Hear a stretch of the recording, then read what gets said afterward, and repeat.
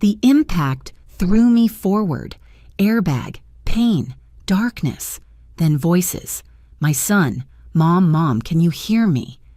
I tried to answer, couldn't. He was calling someone. His voice dropped. It's done. The accident, it's bad. Real bad. A woman's voice, cold. Is she almost? If she doesn't wake up in 72 hours, then we're free. Then we're rich. I lay there, eyes closed, heart racing, recording every word. Hi everyone, thanks for joining us today. If you're enjoying this story, please hit that like button and subscribe to stay updated with more compelling stories like this one.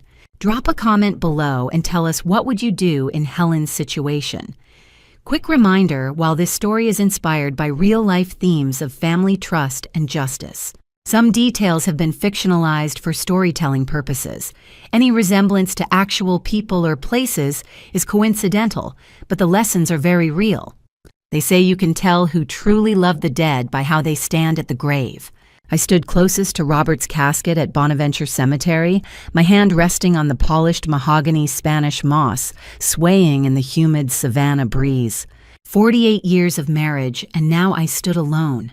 But I wasn't watching the casket. I was watching my son. Andrew stood 3 feet back, his wife Nicole's hand tight on his arm. He wasn't crying, neither was she. They were waiting. I could feel it in their silence, in the way Nicole's eyes kept darting toward the parking lot, in the way Andrew shifted his weight like a man anxious to leave. Robert's last words came back to me, whispered in our bedroom 4 nights before he passed.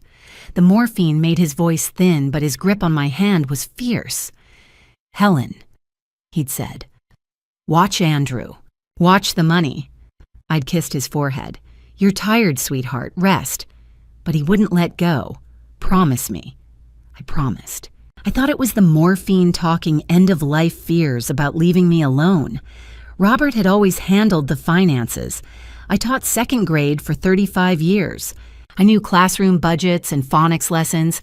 I didn't know the first thing about managing $7 million in assets. $7 million. The number still didn't feel real. The minister's voice droned on ashes to ashes, dust to dust, but I couldn't focus. My eyes kept drifting to Nicole. She wore a black Chanel dress I'd never seen before, and at her wrist a diamond bracelet caught the sunlight. Cartier, if I wasn't mistaken. Andrew worked as an insurance agent. His salary couldn't afford jewelry like that. Across the grave, Rose Winters caught my eye. She'd been my best friend for 40 years. Rose stepped closer as the minister finished his prayer. Helen, honey, she murmured. You holding up? I nodded, throat too tight to speak. Rose glanced at Andrew and Nicole, then leaned closer. I don't want to upset you right now, but that girl's been asking about your house since Robert got sick. How much it's worth, what neighborhood if it's paid off. Asked me 3 times. My stomach clenched. Nicole asked you that. Rose's mouth was a thin line. Just thought you should know. Before I could respond, Martin Reynolds appeared at my side. Gray suit, kind eyes, leather briefcase. He'd been Robert's attorney for 20 years. Helen, I'm so sorry for your loss. Thank you, Martin. He hesitated. I hate to bring this up now, but we should schedule the will reading. Tomorrow at 2 if you're up for it. My office on Bull Street. I nodded, numb. Tomorrow's fine. Martin patted my shoulder and walked away, but not before I saw it, the way Nicole's head snapped up at the mention of the will. The way her fingers tightened on Andrew's arm. The way she leaned close and whispered something urgent.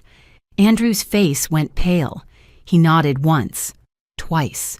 Then his eyes met mine across Robert's grave, and I saw it. For the first time in 40 years, I saw something in my son's face I didn't recognize. Something cold, something calculating. The same look I'd seen in Nicole's eyes since the day Andrew brought her home 5 years ago. The day she'd walked through my house appraising everything like a real estate agent sizing up a property.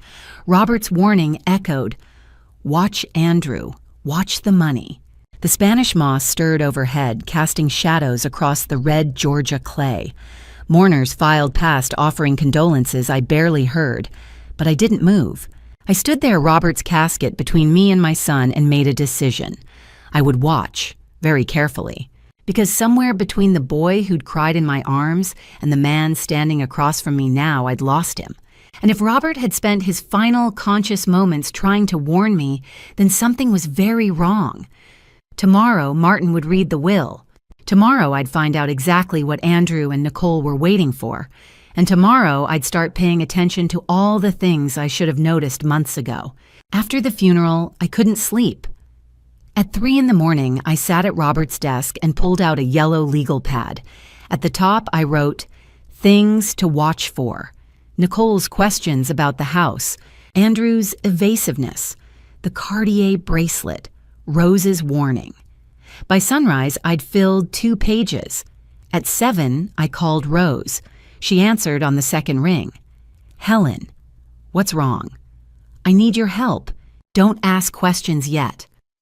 20 minutes later, she arrived with 2 grocery bags, inside 4 wireless cameras. "I had a feeling," she said. We worked quickly. One behind a picture frame in the living room, one in the kitchen behind a vase, one in Robert's study hidden in the bookshelf, one in the hallway disguised as a smoke detector. "I feel ridiculous," I said. "This is my son." Rose squeezed my hand. "Robert told you to watch. That's not ridiculous. That's survival." Survival. As if I needed to protect myself from my own child. On day 3, Andrew called. "Mom, can Nicole and I stop by?" My stomach tightened. "Of course, sweetheart."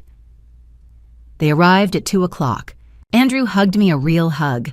For a moment, I let myself believe I'd imagined everything. "How are you holding up?" he asked. "Managing. One day at a time." Nicole followed him in white jeans, silk blouse, sunglasses in her hair. She kissed my cheek, leaving expensive perfume behind. We sat in the living room. Andrew cleared his throat. "Mom did Dad update his will recently?" My hands stilled on the teapot. "I'm not sure. Martin will tell us tomorrow." Andrew nodded, jaw tight. His knee bounced a nervous habit from childhood. "We wanted to make sure everything was in order. For you." "For me," I repeated. Nicole smiled, patting my hand. "We don't want you worrying about complicated legal things. That paperwork can be overwhelming at your age." At your age. They stayed 20 minutes. Small talk about whether Nicole's real estate work. Then they left Nicole pausing in the foyer, eyes lingering on the chandelier. After they were gone, I went to Robert's study and opened my laptop. The camera footage loaded slowly. I watched myself pour tea. I watched Andrew's face as he asked about the will eyes not meeting mine. Then I watched Nicole. While Andrew and I talked, she stood, walked casually to Robert's desk, pulled out her phone, photographed 3 documents in the open drawer: property deeds, investment statements, bank account summaries, quick, professional, and Andrew stayed by the door, not looking at me, looking at the hallway, standing guard. My hands shook. Even in the grainy footage, I could see the calculation in Nicole's expression. This was real, not grief or paranoia. I had the cameras. I had footage of Nicole documenting my assets, but I didn't have enough not yet, not to prove what they were really planning. I thought about calling Martin, asking him to move up the will reading, but no, better to let them think I suspected nothing. The will reading was scheduled for 2 o'clock at Martin's office. In less than 24 hours, I'd sit across from Andrew and Nicole and watch their faces when they learned the truth about Robert's estate. And then only then would I know exactly how dangerous they really were. The clock on Martin's wall read 1:58 p.m. I sat in the leather chair, hands folded, trying to ignore how my heart hammered. Rose sat beside me. Across the room, Andrew kept checking his watch. Nicole scrolled through her phone, her cream Louboutin heel bouncing. They'd arrived exactly on time. Andrew in a charcoal suit. Nicole in a black sheath dress that probably cost more than most people's rent. Martin cleared his throat and opened the folder. Robert's will is straightforward. His entire estate, including the primary residence, 5 rental properties, commercial land investments, and life insurance totaling approximately $6. $8 million passes in full to his surviving spouse, Helen Hartley. The air shifted. Upon Helen's death, All remaining assets transfer to Andrew Hartley as sole beneficiary. Nicole's smile froze. Not disappeared, froze, like someone hit pause. Her fingers tightened around her phone. Andrew went pale color, draining like water from a tub. That's great, Mom. We're really happy for you. His voice cracked. Nicole recovered faster. She smoothed her dress and squeezed my hand. Of course, Helen. We're so glad you're taken care of. Her hand was cold. Her smile still hadn't reached her eyes. They stayed only long enough to be polite. 5 minutes of weather talk, empty questions about whether I needed anything. Then Nicole stood pulling Andrew with her. We should let you rest. This must be exhausting. They were gone before I could offer coffee. Rose and I stayed another 20 minutes with Martin. When we left, I noticed something on Nicole's chair, her purse, cream leather with a gold clasp. She forgot this, I said. Rose raised an eyebrow. Did she? Back home, I set the purse on my kitchen table. It felt like holding evidence, but Robert's voice was in my head. Watch the money. Watch Andrew. I opened it. Wallet, lipstick, keys. And tucked in the interior pocket, a second phone. Not Nicole's rose gold iPhone. This was cheap generic. A burner. My stomach dropped. I turned it on with shaking hands. One text thread. No names. The messages were from this morning. Unknown, did she inherit everything? Response. Yes, all of it. 6.8 M. Unknown, so we wait. Nicole. No. Move faster. She's old. Could be years. Unknown, how fast, Nicole soon. I'll take care of it. I read them again. My vision blurred. I'll take care of it. Take care of what? Take care of me. I photographed every message with trembling hands, every word, every timestamp. Then I turned off the burner and put it back exactly where I'd found it. I was still gripping the table when the doorbell rang. Rose. I'd texted her without thinking. What's wrong? She asked, reading my face. I handed her the phone and turned it back on. Rose's face went white. Her hand covered her mouth. When she looked up, her eyes were filled with tears. Helen, she whispered. This sounds like they're planning, like they want to harm me. I finished. Rose grabbed my arm. We call the police, right now. And tell them what... My voice was steadier than I felt. We don't know who she's texting. We can't prove Andrew's involved. Texts alone won't hold up. So what are you saying? I looked at her. I'm saying if they want me gone, I need to know how far they'll go. I need video, audio, witnesses, everything. Helen, if I'm wrong, I said quietly, I lose my son. But if I'm right, I save my life. Rose stared at me for a long moment. Then she nodded. Then let's get you everything you need. 24 hours later, Rose and I walked into the Savannah Police Department on Habersham Street. The building smelled like burnt coffee and old paperwork. I'd barely slept. Every time I closed my eyes, I saw those messages. I'll take care of it. Rose knew someone in homicide. She's good, Rose had said. Sharp, she'll listen. When Detective Sarah Collins walked into the interview room, tall black woman with graying locks tied back maybe early 40s, she didn't smile or offer condolences. She sat down, folded her hands on the metal table and said, "Tell me everything. Don't leave anything out." So I did. Robert's warning, the funeral, the cameras, Nicole photographing my documents, the will reading, the burner phone, every text message. I spoke for 20 minutes while Sarah took notes. She didn't interrupt once. When I finished, she leaned back. You're right to be scared, but texts aren't enough for an arrest. My stomach sank. So what do I do? What are you proposing? I took a breath. I want to give them the opportunity. I want them to try. You want to bait them, Sarah said. I want to catch them in the act. Sarah was quiet. Then she set down her pen. 15 years ago, my mother inherited $3.2 million from my grandmother. 6 months later, she was gone. Car accident on Highway 80. Her brakes had been tampered with. My breath caught. My stepfather and his girlfriend were arrested. They're both serving 25 to life. Sarah's jaw tightened. I was 27, a rookie cop. I couldn't save her, but I can help you. Rose squeezed my hand. What do you have in mind? I asked. Sarah pulled out a folder. We stage a controlled accident.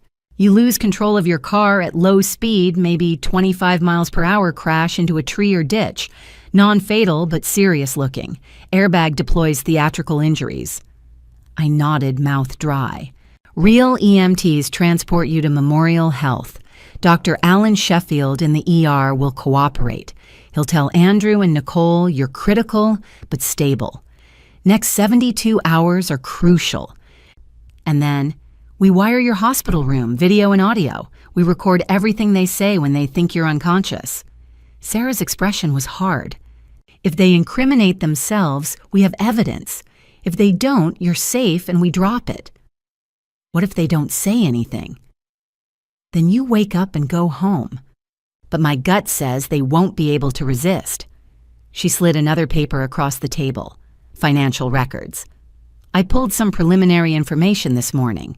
Nicole has $78,000 in credit card debt. Andrew's 3 months behind on mortgage payments. They refinanced twice in 2 years. Sarah tapped the paper. They're desperate. Desperate people do dangerous things. My chest tightened. Andrew had never told me. Rose spoke. When would this happen? We need 2 days to set up, Thursday morning. Sarah looked at me. Helen, this is dangerous. If something goes wrong, if I do nothing, I'm in danger anyway, I said. At least this way I have some control. Sarah nodded. Then she stood and extended her hand. Then let's get to work.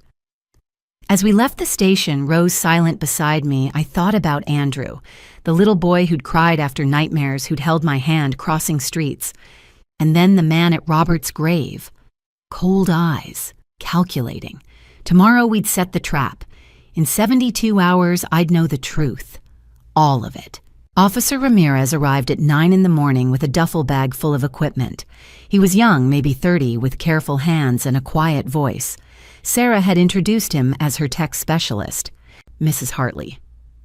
He said, setting the bag on my kitchen table. We're going to wire your house and your car. If they come back, we'll hear everything. He paused, meeting my eyes. This is dangerous. You understand that...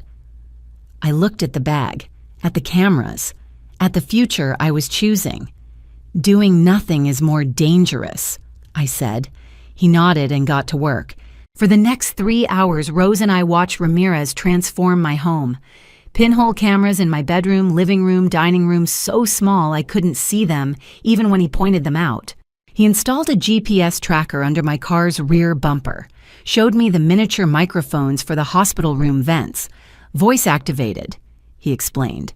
They'll pick up everything within 15 feet. When he finished, he shook my hand. Good luck, ma'am. Sarah arrived that afternoon for the final briefing. We sat in Robert's study. The accident happens, day 10, around 5 p.m. on Whitaker Street Extension low-traffic wooded area, Sarah said.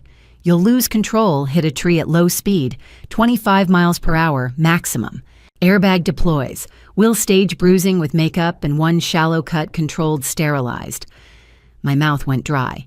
Real EMTs arrive, they'll be briefed. You'll be transported to Memorial Health. Doctor, Alan Sheffield ER attending is cooperating. He'll tell Andrew and Nicole you're critical but stable. Next 72 hours are crucial. And then we wait. Desperate people talk. Guilty people confess. Or they act. The word hung between us. Act. What if they try something at the hospital?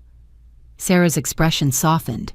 Officer Torres will be outside your door 24/7 disguised as hospital security. You'll be safe, I promise. I wanted to believe her. That night alone in Robert's study, I sat at his desk for a long time. His reading glasses were still there, folded on top of a book he'd never finished. His favorite tie, navy blue with thin silver stripes, was draped over the chair back. I picked up the tie, pressed it to my face. It still smelled like him. Like Old Spice and coffee and 48 years of mornings. Robert, I whispered into the empty room. Am I doing the right thing? But then I remembered the texts. I'll take care of it. I wrapped the tie around my wrist like a bracelet, an anchor, a talisman. I'm not wrong, I said to the darkness, and I won't let them take what you and I built. I pulled out a piece of stationery and wrote a letter. I didn't know why, maybe superstition, maybe fear that despite Sarah's promises, something could go truly wrong. I sealed it in an envelope and wrote Rose's name on the front. The next morning I gave it to her. If anything happens to me, really happens, give this to Sarah. Rose's hand shook as she took it. Nothing will happen, she said fiercely. I tried to smile, tried to believe her. That night, I lay in bed staring at the ceiling, Robert's tie wrapped around my wrist. The house was quiet. Too quiet. Tomorrow at 5 p.m., I would get in my car and drive to Whitaker Street Extension. Tomorrow I would crash. Tomorrow I would gamble my life to save it. At 4:47, I sat in my car at the corner of Whitaker and East 52nd Hands, gripping the steering wheel so tight my knuckles were white. Sarah's voice crackled through the tiny earbud hidden under my hair. Helen, you have 13 minutes. Drive slow. Deep breaths. My heart hammered. I thought of the texts, I'll take care of it, and turned the key. Sarah had mapped the route 3 times. Whitaker Street, Extension wooded area, minimal traffic. I drove exactly 25 miles per hour. The marked tree appeared ahead, a white X in chalk on the bark. Ramirez had measured everything. Safe angle. Safe speed. Nothing about this felt safe. Okay, Helen. Sarah's voice came through. In 10 seconds, 9-8. I pressed the accelerator slightly. My whole body shook. 3, 2, now. I jerked the wheel hard to the right. The airbag exploded in my face with a sound like a gunshot. White powder everywhere. Pain bloomed across my chest, bruised ribs sharp and real. I slumped forward, eyes closed, tasting blood from where I'd bitten my lip. Footsteps running. Sarah's face appeared at the window. Helen, she whispered. You okay? I nodded weakly. Oscar-worthy, she muttered, stepping back as sirens wailed. The EMTs arrived within minutes, real emergency responders who'd been briefed. They loaded me onto a stretcher. I kept my eyes half closed, moaning softly whenever they moved me. At Memorial Health, Dr. Alan Sheffield took charge. Late 50s, kind eyes, steady hands. He examined me quickly and whispered near my ear, You're a brave woman, Mrs. Hartley. Then louder to the nurses, Possible internal injuries, fractured ribs, concussion protocol. Notify family immediately. ICU. I was moved to room 307, the one Ramirez had wired 2 days ago. They settled me into bed, started an IV-attached monitors that beeped steadily. A nurse tied something around my wrist, Robert's tie. Sarah must have slipped it to them. Through my lashes, I saw Officer Torres position himself outside the door dressed in hospital security uniform. He caught my eye, nodded once. At 6:15, I heard them in the hallway. Andrew's voice urgent and frightened, Nicole's heels clicking fast on linoleum. Dr. Sheffield intercepted them. I could hear every word through the door microphone. Your mother is stable but critical. The next 72 hours will determine recovery. She's unconscious now. You can see her, but keep it brief. Nicole's voice carefully controlled. Will she wake up? We hope so, but at her age, with this kind of trauma, it's uncertain. A pause, then footsteps approaching. They entered my room. I kept my eyes closed, breathing shallow and slow. Through my lashes, I saw Andrew's face, pale stricken. He reached for my hand. For 1 second, one terrible second, I thought I'd been wrong. This was my son, my boy. He was scared. He cared. But then Nicole leaned close to him, lips nearly touching his ear, and whispered something so soft I almost didn't catch it. How long do we wait? Andrew didn't answer. His hand squeezed mine once hard, almost painful, then let go. They left.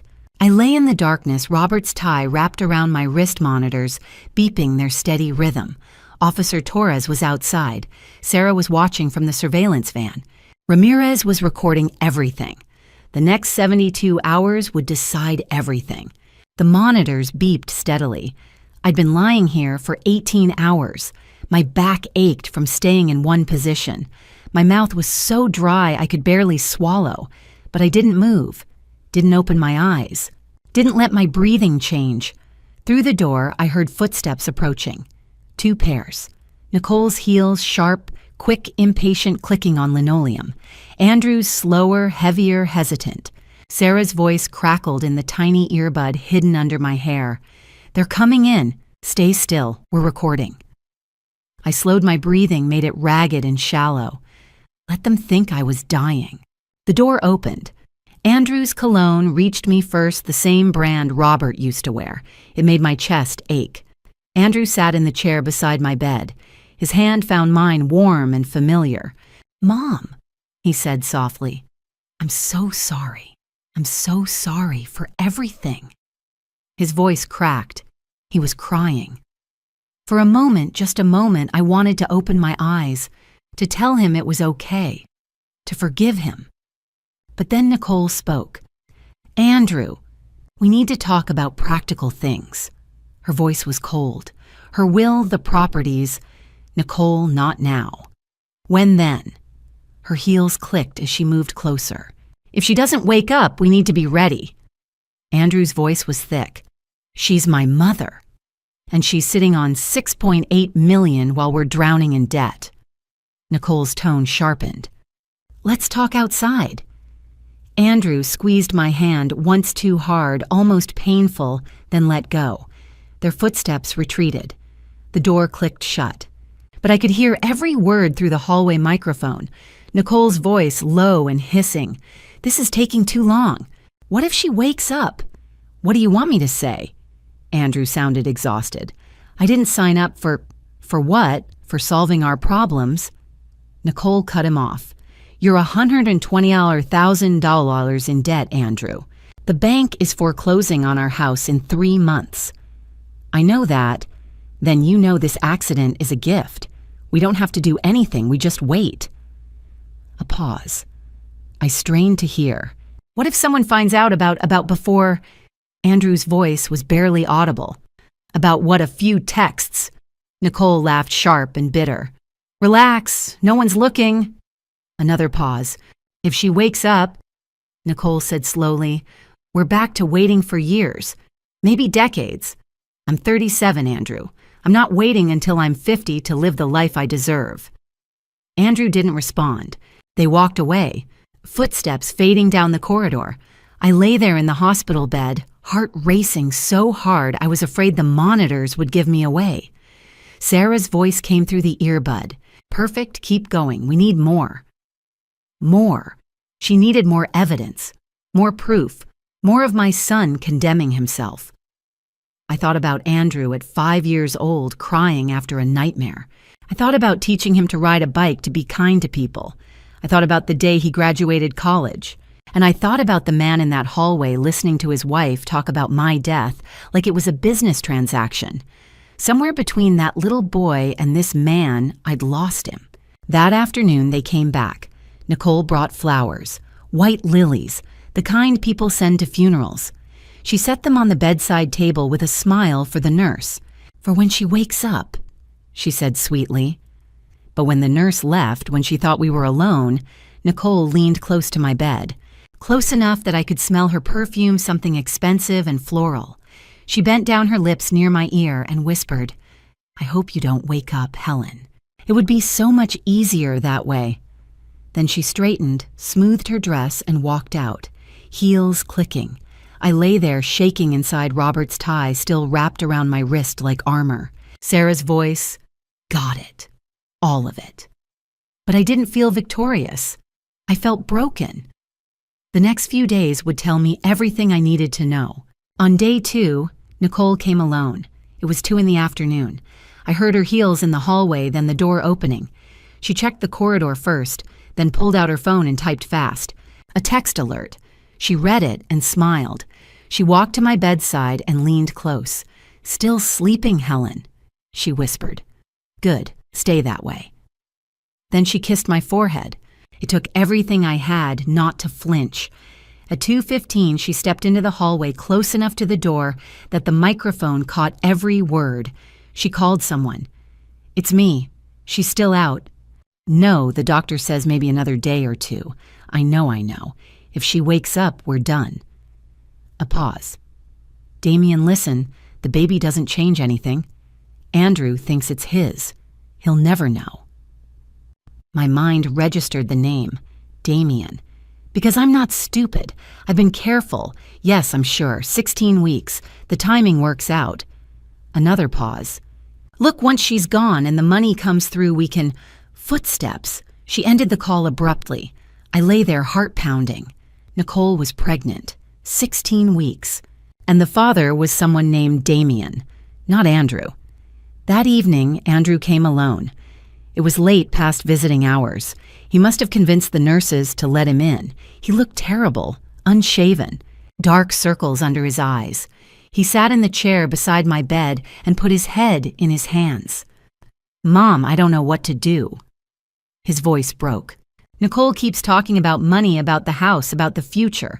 And I just want you to wake up, he cried, shoulders shaking. I messed up. I borrowed money I shouldn't have. Got us into debt. And now Nicole, she's so angry all the time. She says it's your fault for not helping us. He wiped his eyes. But it's not your fault. It's mine. I'm weak, Mom. I'm sorry. He leaned over and kissed my forehead. Please wake up, please. I wanted to open my eyes, to hold him, to forgive him. But Sarah's voice came through the earbud. Not yet. We need Nicole on record. The next morning, day 3, 11 o'clock, Sarah watched from the surveillance van as Nicole met someone in the hospital parking lot. A man, tall, dark-haired, wearing a leather jacket. Sarah's parabolic microphone picked up their conversation. If she wakes up, we're done, the man said. His voice was rough, impatient. She won't wake up, Nicole replied. And even if she does, she's old. We can wait. I'm not waiting. You promised me half of that money. And you'll get it. Just be patient. The man grabbed her arm. Get it done. Then he kissed her hard, possessive, and walked away. Sarah's voice crackled in my earbud. Helen, we have him. Nicole's lover. Damien Ross. Running his plates now. That night, I lay in the dark monitors, beeping softly. Sarah's voice came through one last time. Tomorrow's day 3. Dr. Sheffield will announce you're improving. They'll panic. Be ready. I touched Robert's tie on my wrist. Somewhere in this city, my son was drowning in guilt, and his wife was plotting with her lover to take everything Robert and I had built. Tomorrow I'd wake up. Tomorrow I'd look them in the eyes. And I'd know finally if Andrew was lost to me forever or if buried under Nicole's poison, there was still a son worth saving. At 10 o'clock on day 3, Dr. Sheffield walked into my room with his clipboard. Andrew and Nicole stood in the corner, silent and tense. Dr. Sheffield checked my monitors, then turned to them with a smile. Good news. Her vitals are strengthening. I believe she'll wake up within the hour. Nicole's face went white. Actually white, the color draining like someone had opened a tap. Her hand gripped the back of the chair. Andrew exhaled a long, shuddering breath of relief. His shoulders dropped. 2 completely different reactions. I'd seen enough. At 11, I began my performance. I groaned softly, fluttered my eyelids. Slowly, I opened my eyes and focused on Andrew's face. Andrew. My voice came out hoarse, cracked. Mom! Andrew rushed to my bedside, grabbed my hand. Oh, God, Mom, you're okay. Nicole stood back, arms folded, face carefully blank. Doctor. Sheffield stepped closer. Mrs. Hartley, you've been in an accident. You're at Memorial Health. You've been unconscious for 3 days, but you're going to be fine. I nodded weakly. 3 days. Everything's going to be okay, Dr. Sheffield said. Nicole finally stepped forward, her smile tight. We were so worried, Helen. I looked at her. Really looked. Searched her face for some trace of warmth. Found nothing but calculation. That afternoon, Nicole left to get coffee. The moment she was gone, Andrew pulled his chair closer. He held my hand like I might disappear. I thought I'd lost you, he whispered. I'm okay, sweetheart. He shook his head. No, I mean Mom. I've been terrible. Nicole and I were in trouble. Financially. over $100,000 in debt. I made bad investments, borrowed money I shouldn't have. The house the bank's going to foreclose in 3 months. My chest tightened. Not because I didn't know I'd heard it in the hallway 3 days ago, but because he was finally telling me himself. "We'll figure it out," I said softly. His eyes filled with tears. "I don't deserve you." I wanted to scream at him, to shake him and demand the truth, to ask, did you know what Nicole was planning? Did you want me gone too? Instead, I squeezed his hand. "When I'm home, we'll talk about everything."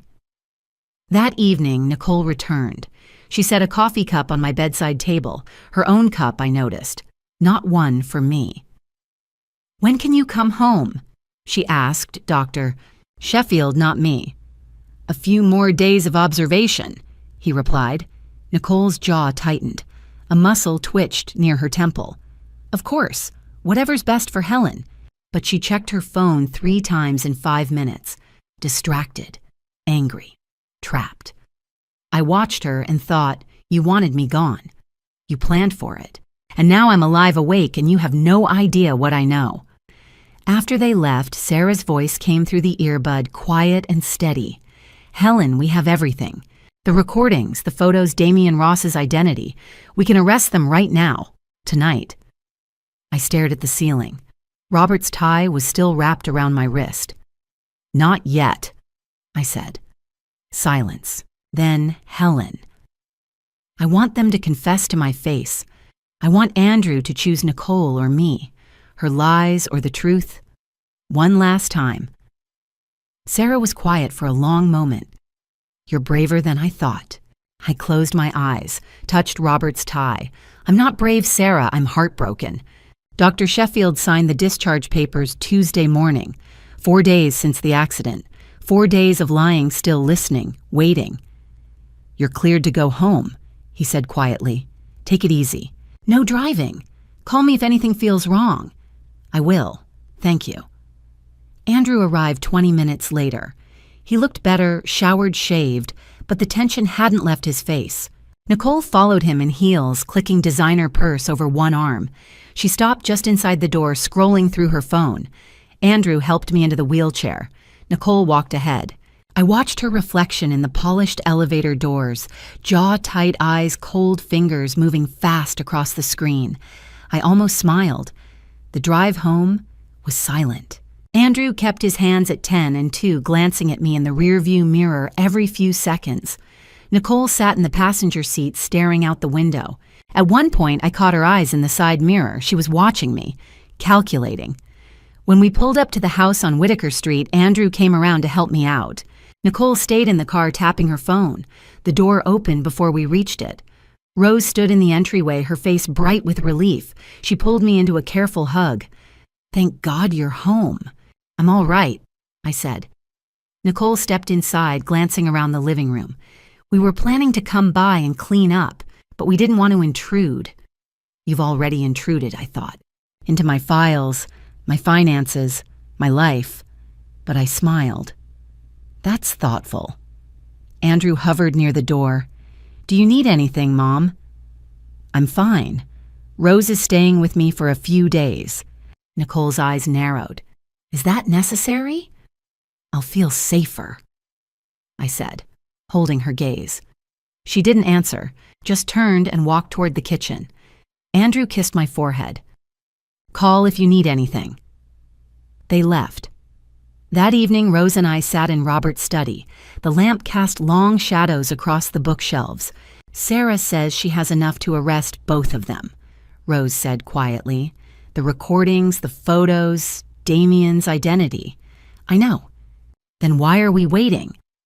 I looked down at my hands, at the faint bruises still yellowing along my wrists. "Because I need to hear it from Andrew. I need to look him in the eyes." Rose leaned forward. "And if he lies, then I've lost him." She shook her head. "You're the strongest woman I know." "I'm not strong," I said. "I'm desperate." My phone buzzed. Sarah's name lit up the screen. "Just checking in," she said. "How are you holding up?" "I'm fine. What did you find?" "Damian Ross has a record. Fraud, embezzlement, assault charges. He's dangerous, Helen." So is Nicole. Agreed. I heard papers rustling. I'm setting up the confrontation for 3 days from now.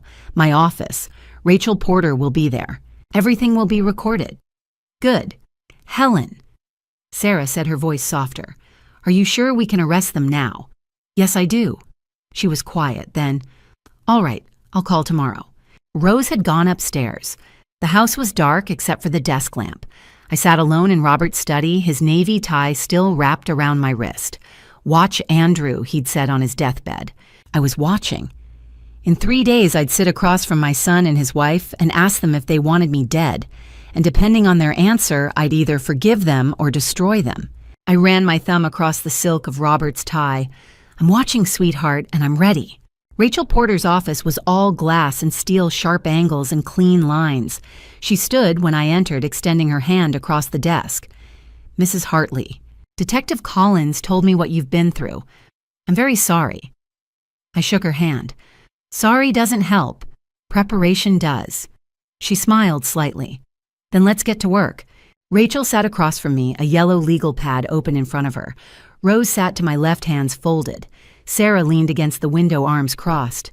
To protect your assets, Rachel said, we need to update your will immediately. What do you suggest? A trust fund. Transfer all assets into it. When you pass, the trust distributes to charities, foundations, not to Andrew. My chest tightened. Not to Andrew at all. Not directly. We can establish a small annuity, $50,000 a year, managed by the trust. The bulk goes elsewhere. $50,000 out of $6.8 million. And if he contests it, Rachel's eyes were steady. Trusts are very difficult to contest, and if he's implicated in a conspiracy to harm you, he has no legal standing. I nodded slowly. Do it. She drafted the documents in silence, the only sound the click of her keyboard. 20 minutes later, she printed 3 copies and slid them across the desk. Sign here. Rose will witness. I picked up the pen. My hand trembled slightly as I signed my name, Helen Margaret Hartley. Rose signed beside me. Rachel collected the papers, placed them in a folder. Effective immediately. Your estate is now protected. I felt relief and grief in equal measure. I just disinherited my son. Sarah pushed off from the window. Helen, there's something else. We got Nicole's DNA from the coffee cup 4 days ago, rushed it to a private lab. Results came back this morning. I looked up.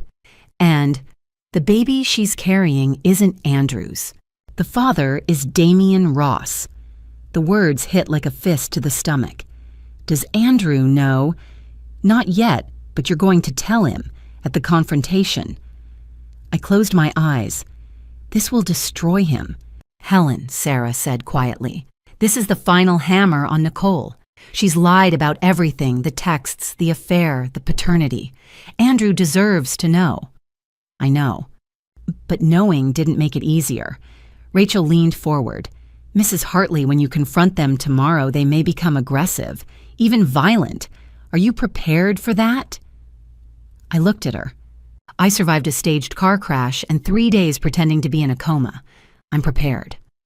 I left Rachel's office an hour later, the new will in my purse, heavy as lead. Rose walked beside me, silent.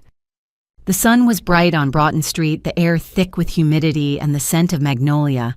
I just disinherited my son, the child I raised, loved, protected for 40 years. But he hasn't been that child for a long time. Tomorrow was the confrontation. Tomorrow I would sit across from Andrew and Nicole and lay it all out. The burner phone, the recordings, the parking lot footage, the affair, the baby that wasn't his. And I would watch Andrew choose, Nicole or me, her lies or the truth. I ran my hand over the folder in my purse. Tomorrow I'll know if I still have a son or if I lost him years ago. I couldn't sleep. At 2 a.m, I sat in Robert's study, his navy tie wrapped around my wrist, staring at the old photo albums spread across his desk. Andrew at 3, grinning with a missing front tooth. Andrew at 10, holding a blue ribbon from the science fair. Andrew at 18, standing beside me on move-in day at college, both of us squinting into the sun. Where did I lose him? When did greed replace love? I remembered teaching him to ride a bike on this very street, running beside him, hands on the seat, letting go when he was ready. I remembered tying his shoes 100 times before he learned the loops himself. I remembered reading to him every night, his small body curled against mine, his voice asking, "One more chapter, Mom." Robert's voice echoed in my memory, "He's a good kid, Helen. He'll make us proud. Would you forgive me, Robert, for what I'm about to do?" But then I remembered the texts on Nicole's burner phone. I remembered her whisper in the ICU, "I hope you don't wake up, Helen." I remembered the coldness in Andrew's eyes when he asked about the will. "You told me to watch him, Robert. You told me to watch the money. You knew. Somehow you knew." I closed the album and wiped my eyes. I'm doing this for both of us, for the life we built, for justice. At 2:30, I called Sarah. She answered on the first ring. "Can't sleep either," she said. "No." "Tomorrow, 10 a.m., my office conference room, 2 plainclothes officers will be in the building, and Andrew and Nicole. They think it's a family meeting about your finances. They don't know I'll be there, or Rachel." My chest tightened. The recordings, ready. Video, audio, the parking lot, photos of Nicole and Damien, Dr. Sheffield's sworn statement about the fake injuries, the DNA results. It's airtight, Helen. What happens after arrests, charges, trial? My voice broke. And Andrew. Sarah was quiet for a moment. Then, "That depends on him." At 3, Rose knocked softly on the study door. She couldn't sleep either. We sat together in the dim light, cups of tea cooling in our hands. She looked at me with those sharp, kind eyes. "You don't have to do this," she said. "We have enough to arrest them right now." "I need to hear him say it," I said. "I need to look him in the eyes and know if there's anything left to save." "And if there isn't," I set down my tea. "Then I lost him a long time ago. Tomorrow is just the funeral." We sat in silence after that, holding hands, waiting for the light. Dawn broke over Savannah in shades of gold and pink. I stood at my bedroom window watching the city wake up the joggers on the square, the early traffic on Bull Street, the magnolias bright against the morning sky. Somewhere in this city, Andrew and Nicole were waking up too. In 4 hours, we would sit across from each other in Sarah's conference room. I would lay out the evidence, the burner phone, the recordings, the photos of Nicole and Damien, the DNA results proving the baby wasn't Andrew's. And I would ask the question, "Did you want me dead?" Whatever they said, whatever they did, they would walk into that room expecting a quiet family meeting about finances. They would walk out in handcuffs, or Andrew would walk out free, and I would know finally if my son was still in there. I touched Robert's tie still wrapped around my wrist. 4 hours, sweetheart, and then we'll know. The conference room was cold and sterile gray walls, a metal table, fluorescent lights humming overhead. Andrew and Nicole sat across from me, both looking confused and slightly annoyed. "Mom, what is this about?" Andrew asked, glancing between me and the door. I looked at him, searching for the child I'd raised, the boy who'd cried in my arms after his first bike fall. I saw only a stranger. Sarah stood behind me, arms crossed. Rachel sat to my right, a thick folder in front of her. 2 plainclothes officers stood by the door. "This is about the truth," I said quietly. Nicole shifted in her seat. "Helen, if this is about the will, we can talk at home. 3 weeks ago." I said, my voice steady. "I found a burner phone in your purse, Nicole. The texts on that phone discussed my inheritance, $6.8 million, and how to deal with me." Nicole's face drained of color. That wasn't. Don't." I pushed a stack of printed screenshots across the table. "I have copies." Andrew picked up the first page. His eyes moved across the words. "Unknown, did she inherit everything, Nicole? Yes. All of it. 6.8 M unknown. So we wait, Nicole. No. Move faster. She's old, could be years. Unknown. How fast, Nicole, soon? I'll take care of it." His face crumpled. "Nicole, what is this?" "You're taking it out of context," she said quickly, her voice sharp. "It's not." "Let me add context," I said. Sarah stepped forward and opened a laptop on the table. She pressed play. Audio recording 1, hospital hallway day. 11, Nicole's voice low and urgent. This is taking too long. What if she wakes up? Andrew's voice strained. What if someone finds out about before? Nicole. A few texts, no one's looking, relax. Audio recording 2, ICU room 307 day 12. Nicole's voice, a whisper close to the microphone. I hope you don't wake up, Helen. It would be so much easier. Video, parking lot day 13. The screen showed Nicole meeting a man, tall, dark hair, leather jacket. His hand rested on hers. She leaned in. He kissed her. Damien's voice through the parabolic mic. If she wakes up, we're done. Nicole. You'll get your half. Just be patient. Andrew stared at the screen, his face white, his hands trembling on the table. Nicole, he said, his voice barely above a whisper. Who is he? She didn't answer. Who is he? Andrew listened to me. Who is he? Sarah stepped in. Damien Ross, record of fraud, embezzlement, assault charges. He's been in a relationship with your wife for 8 months. Andrew turned to Nicole slowly, as if moving through water. His eyes were wild with horror and betrayal. You cheated on me. Nicole's mask cracked just slightly. It's not what you think.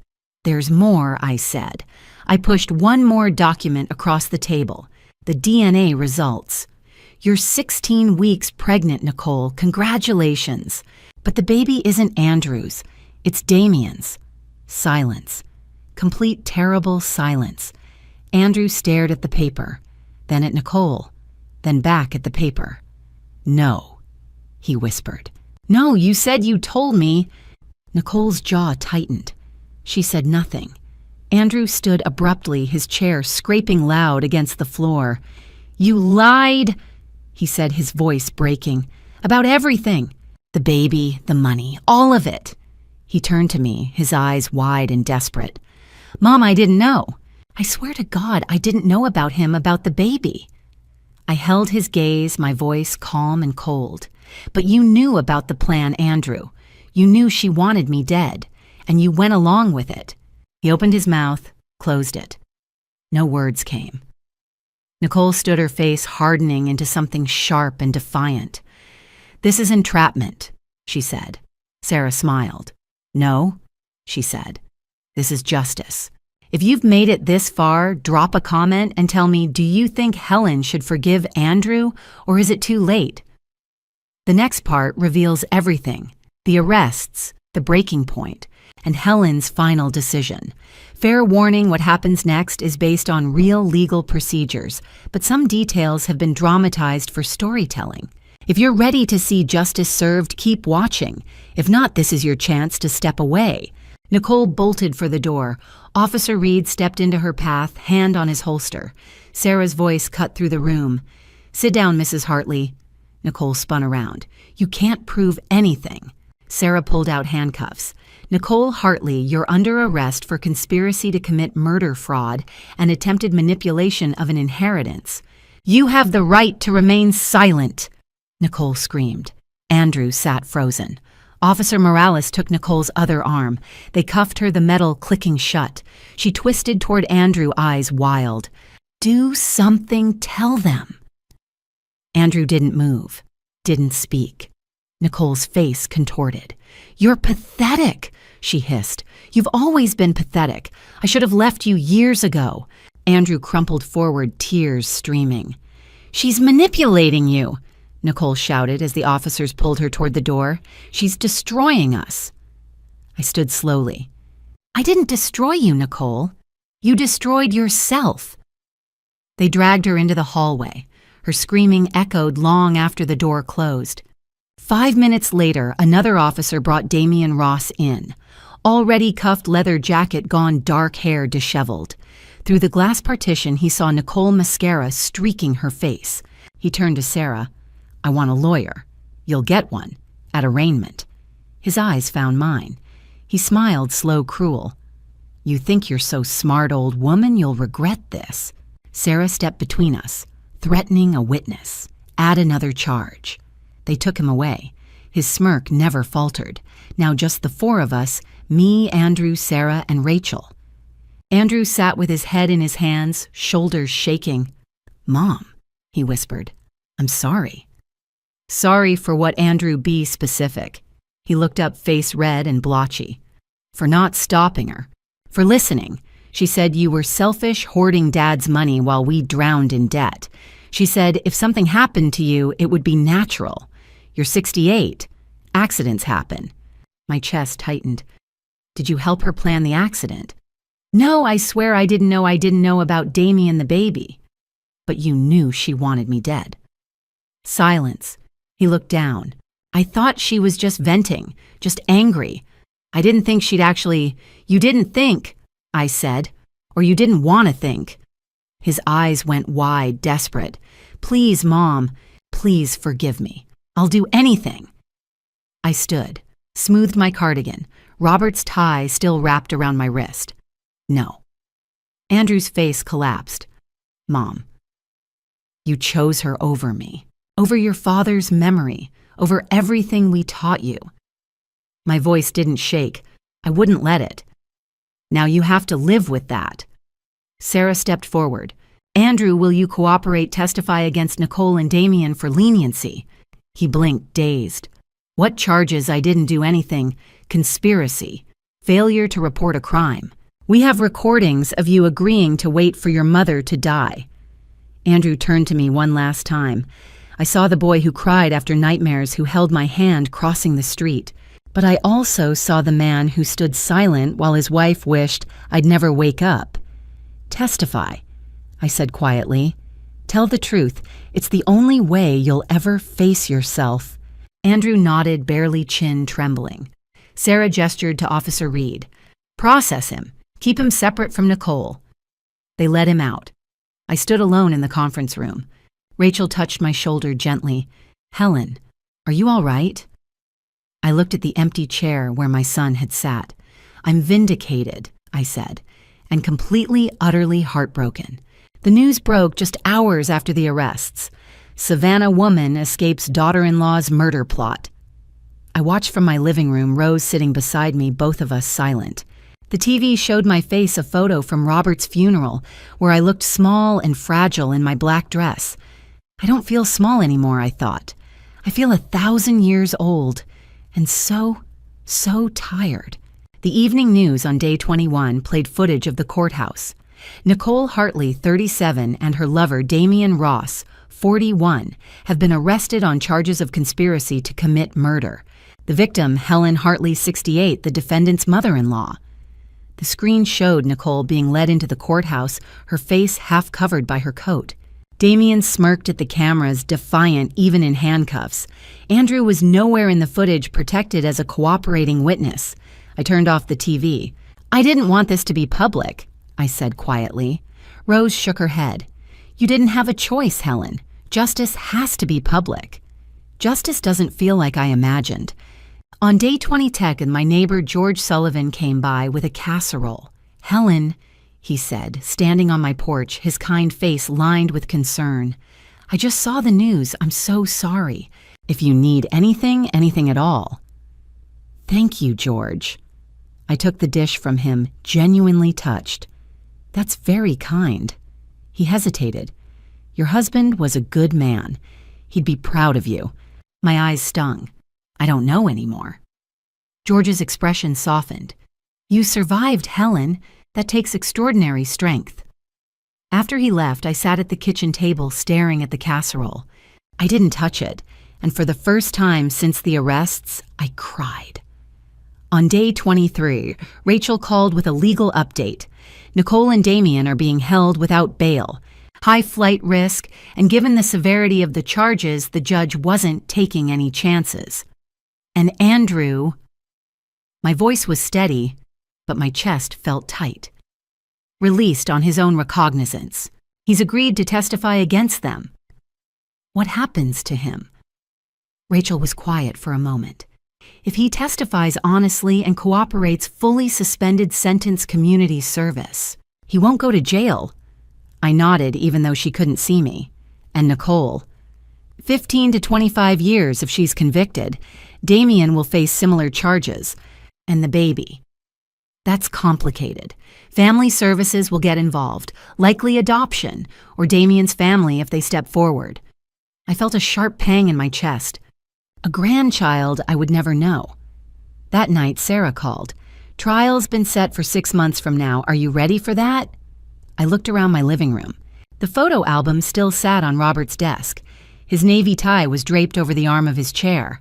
The house was silent except for the hum of the refrigerator. No Robert, no Andrew. Just me. "I'm ready," I said. I hung up. But as I sat alone in the darkness, I wondered if I was telling the truth. 6 months. 6 months of depositions, lawyer meetings, media attention. 6 months of reliving every moment, the burner phone, the recordings, the fake accident, the 3 days I'd lain in that hospital bed pretending to be unconscious while my son's wife whispered that she hoped I'd never wake up. 6 months until I'd sit in a courtroom and watch my son testify against the woman he'd married, the woman he'd loved or thought he loved. I ran my hand over Robert's tie. Ready or not, I thought the worst is still ahead.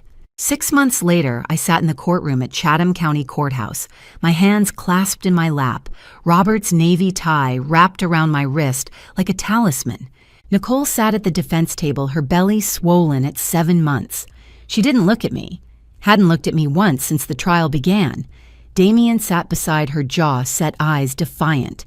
Andrew sat alone in the gallery, waiting to be called as a witness. He looked thinner, older. The prosecution laid it out methodically. The burner phone texts, the hospital hallway recordings, the parking lot video of Nicole and Damien kissing, the DNA results proving the baby wasn't Andrew's, the sworn statements from Dr. Sheffield about the fake injuries, Sarah Collins' testimony about the staged accident, the surveillance footage, Damien's criminal record. Rachel Porter walked the jury through the financials, my $6.8 million estate, Andrew and Nicole's $120,000 debt, the will that left everything to me and nothing to them until I died. The defense argued there was no actual harm. I was still alive, wasn't I? The texts were just venting, not planning. People say things they don't mean when they're frustrated. The jury didn't look convinced. Then Andrew took the stand. He looked pale and gaunt, his suit hanging loose on his frame. When he raised his right hand to swear the oath, his fingers trembled. The prosecutor stepped forward. "Mr. Hartley, did your wife discuss harming your mother in order to obtain her inheritance?" Andrew's voice cracked. "Yes." "Did you participate in those discussions?" He looked down at his hands. I didn't stop her. I should have. But I didn't. Why not?" Andrew looked up. For the first time in 6 months, his eyes met mine. "Because I was weak," he said quietly, "and greedy, and I'm ashamed." Nicole's attorney objected. The judge sustained it. But the damage was done. The jury had seen his face, heard his voice break. They deliberated for 4 hours. When they returned, the forewoman stood. On the charge of conspiracy to commit murder, we find the defendant, Nicole Hartley, guilty. On the charge of fraud, guilty. On the charge of attempted manipulation of inheritance, guilty. Nicole collapsed into her chair, sobbing. Damien cursed loudly and had to be restrained by the bailiff. Andrew sat with his head in his hands. I felt nothing, just a vast, hollow emptiness. The judge sentenced them 2 days later. Nicole, 20 years.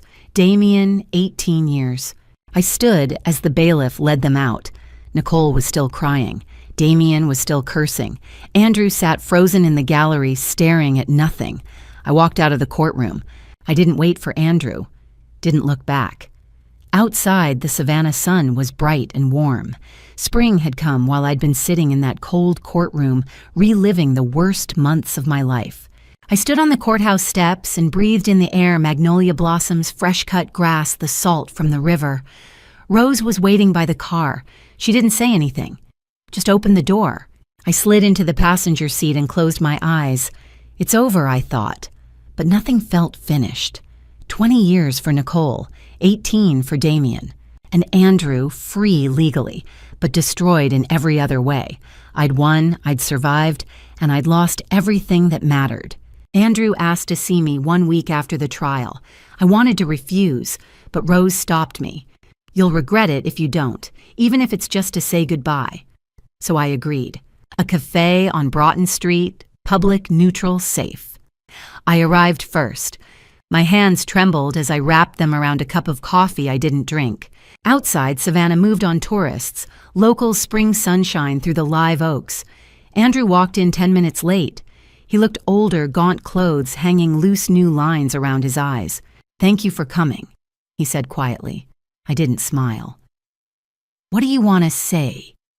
He clasped his hands on the table, knuckles white. "I'm sorry. I know it doesn't change anything, but I need you to know I never wanted you dead. I was stupid, weak. I let her convince me you were the problem." "You stood by while she planned it," I said. "That's enough, Andrew." He nodded, tears falling. He didn't wipe them away. "I know." Silence settled between us. The cafe hummed espresso, hissing conversations, murmuring. "I'm leaving Savannah," he said finally. "I can't stay here. Every street reminds me of what I did, what I lost." "Where will you go?" "I don't know. Somewhere I can start over." "That's probably wise." He looked up, eyes red and swollen. "Will you ever forgive me?" I looked at him, really looked. The man across from me was a stranger, but underneath I could still see the boy I'd raised. "I don't know, Andrew," I said quietly. "Maybe someday, but not today." His face crumpled. "I understand." He reached into his pocket and pulled out a small white envelope. "This is for you. Don't open it now. Open it when you're ready." He stood, hesitated, then leaned down and kissed my forehead the way I used to kiss him goodnight. "I love you, Mom," he whispered. "I always will." Then he was gone. At home, I opened the envelope at Robert's desk. Inside was a photograph Andrew at 4 or 5, sitting on Robert's lap in the backyard, both laughing. Sunday afternoon. Andrew had just learned to ride his bike without training wheels. I turned it over. On the back, Andrew's handwriting, "I'm sorry I didn't become the man Dad hoped I would be. I'll try to live better." Andrew. I held the photo for a long time, my thumb tracing Robert's face. Andrew was gone. Nicole was in prison. Damien, too. I'd won. But the house was so quiet. And I realized something surviving isn't the same as living. Rose appeared in the doorway with 2 cups of tea. She set one in front of me and sat down. "You all right?" I looked at her, my oldest friend. "No, I said. "But I will be." She squeezed my hand. "Andrew's gone, but you're still here, and you get to decide what comes next." I looked at the photo one more time, then placed it carefully in Robert's desk drawer. She was right. I'd survived. Now I needed to figure out how to live. 1 year later, I stood in front of a renovated building on Bull Street. The morning sun glinted off the new windows. Above the door, a brass plaque read, "Robert Hartley Community Center, Arts and Education." Rose stood beside me, her hand squeezing mine. "He would have loved this." I nodded, blinking back tears. "I know." I'd used $2 million from my estate to create the center. It wasn't about the money anymore, it was about purpose. The center offered free classes to anyone who walked through the doors: art, music, adult literacy, financial planning for low-income families. I taught a weekly class called Life Skills for Seniors, helping older adults navigate everything from online banking to recognizing financial scams. I'd found my purpose in helping others, especially women my age who felt vulnerable, invisible, alone. I don't want anyone else to feel as alone as I did, I told Rose one afternoon as we painted the community room walls together. The center was thriving. Over 50 students of all ages came through each week. I'd made new friends, real friends, not just acquaintances. I was building a community brick by brick. I was even dating. George Sullivan, my neighbor, had asked me to dinner 3 months ago. We'd been seeing each other slowly, carefully. Nothing serious yet, but it was nice. "It's nice not to be alone," I told Rose with a shy smile when she asked about him. She grinned. Robert would approve. Sarah stopped by the center one afternoon in civilian clothes off duty. "I heard about this place," she said, looking around at the art on the walls, the sound of a piano lesson drifting from the back room. "I'm impressed, Helen." "You inspired me," I said. You turned your mother's tragedy into purpose, into justice. I'm trying to do the same. Sarah smiled. You're not just trying, you're succeeding. We hugged not the hug of survivors clinging to each other, but the embrace of real friends. A week ago, I'd received a letter. The postmark said, Oregon, Andrew. He was working as an insurance agent in Portland, going to therapy twice a week, trying to rebuild his life from the ground up. Mom, I don't expect forgiveness. I don't even know if I deserve the chance to ask for it, but I'm trying to be better, to live better, to become the man Dad hoped I'd be. I hope someday we can talk again. Not now. I understand. But someday, I love you. Andrew. I'd sat with the letter for a long time. Then I'd folded it carefully and placed it in Robert's desk drawer next to the photograph Andrew had given me. Maybe someday, but not yet. That night, I sat in Robert's study. His navy tie lay on the desk in front of me, not wrapped around my wrist, not tucked in my pocket, just resting there. I didn't need to carry it with me anymore. I touched it gently, remembering the man who'd worn it, the man who'd told me to watch Andrew, watch the money, the man who'd known somehow that I'd need to be strong. I did it, sweetheart, I whispered. I survived. I rebuilt. Outside, Savannah was alive with evening sounds, cicadas, distant music from River Street, the rustle of Spanish moss in the breeze. I looked at the tie one more time, then carefully folded it and placed it in the drawer beside Andrew's letter and the photograph. I learned that strength isn't holding on to the past, I said softly. It's creating a future worth living. I stood turned off the desk lamp and walked toward the door. Rose was waiting in the kitchen with tea and laughter. George was coming by later for dinner. The community center opened at 9 tomorrow morning. Life was waiting, and I was finally ready to live it.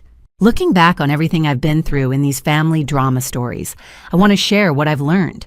Don't be like me. Don't ignore the warning signs. Don't let love blind you to manipulation. Don't wait until you're fighting for your life to realize the people closest to you wanted you gone. Grandma stories like mine aren't just entertainment, they're warnings.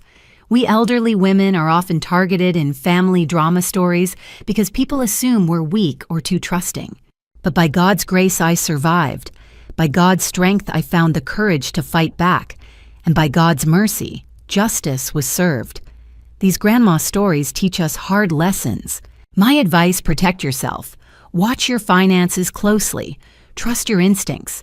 Never assume that family automatically means safety. Family drama stories like this happen every day, and grandma stories about financial abuse are more common than you think. But so is resilience. If my story helps even one person recognize financial or emotional abuse, then every painful moment was worth it. Thank you for listening. Please like, subscribe, and share this with someone who needs to hear it. Final note. This content contains dramatized storytelling elements for educational purposes. Some details are fictionalized, but the core lessons about recognizing financial and emotional abuse are real. If this style doesn't resonate with you, that's okay. Please seek content that better suits your needs. 예, 방송을 해야 되는 것까지 합치면은 좀 그거 와리가리 좀 쳐야 돼요. 방송하는 것까지 하면은.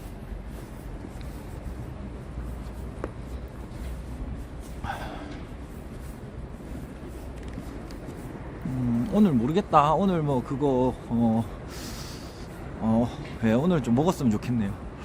그 있잖아, 그거 뭐야, 도너츠 그거 어떻게 할지 좀 얘기해보고.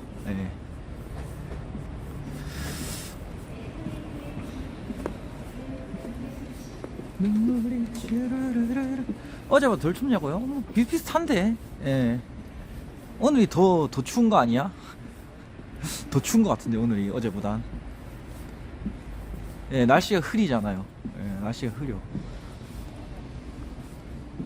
빵꾸똥꾸도 어서오세요.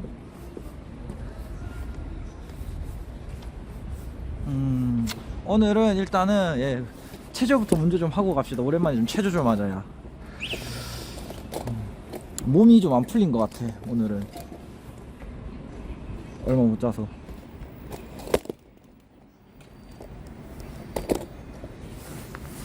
뭐 날씨는 뭐 항상 똑같죠. 뭐 춥지. 예.